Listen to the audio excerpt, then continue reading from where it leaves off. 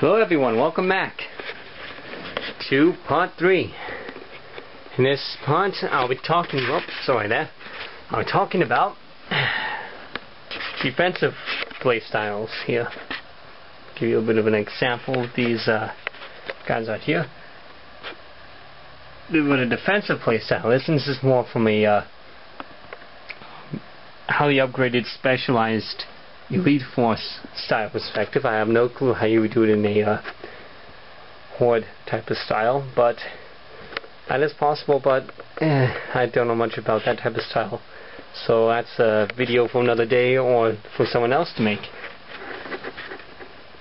So basically here, I'm just talking about how to set up your forces for a defensive posture. Now, looking at your opponent offensively, he's going to be moving in, he's going to try to gain border control. What I like to do in the defensive is to go a bit of a defensive slash slight offensive, where I move up such units like these, for example, that are heavy armored, up to on here. That guy, for instance, up to on here. Also, what I would do, I probably want to deploy this in the corner because, you know, if this was entire size board, the artillery gun is right there, so you get some balance. I can put that there. The artillery gun would be better off somewhere like in the center. Maybe even doing something unique, like placing it right behind there, angling it so it's a bit hard to see. A bit hard to see it when you're on the ground level. So that would give it at least some protection. I'd probably position it a bit better, but at least it would give it some vital protection from killer units, especially these dudes here, because those have decent armor, but not the best. So definitely vulnerable. But cover like that, you can shoot over. These guys can within 15 inches since it's indirect. This is the kind of things you do when you play defensive. You have guys there, they spawn out guys, and he just can go on and load on whoever he wants, basically, without any risk. Meanwhile, you have the tank move up around here. Try to check out these guys. If you cannot get at them defensively, keep back. You're a defensive army. One of the best advantages of playing defensive in Shadowverse is, unlike offensive, where you're halfway across the board and your reinforcements are just beginning to come back here. Defensive, your reinforcements are not too far behind you, and they'll be able to catch up to you pretty quickly.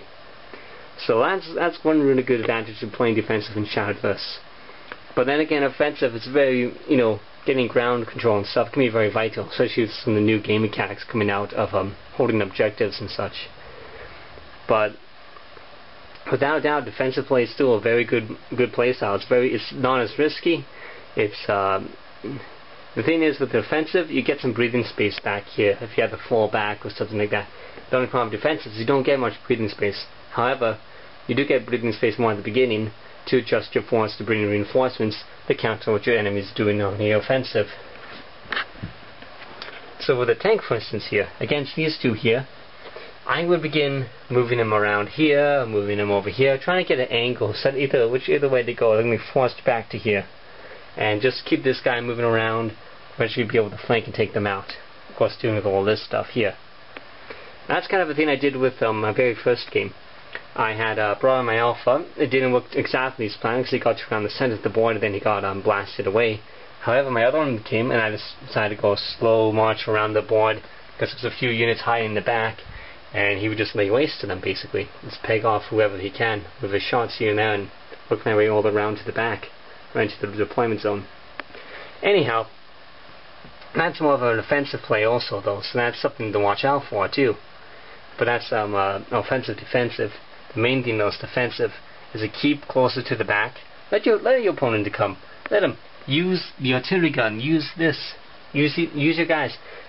Use the terrain against them. Make them funnel into a point, a killing ground, if you may, and just unload on them.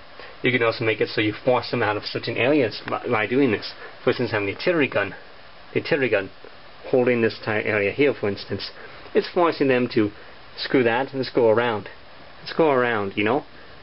For instance, right? If you got like two of those, you can place them on the edge, forcing them to a funnel. Oh, that gun there, snipers, vehicle there, and your infantry. You can just pour fire on them and take them out. You can take out his vehicles. They'll have infantry pinned in the center, killing zone for snipers, and even your infantry to come and try to capture them. all sorts of really neat things to do.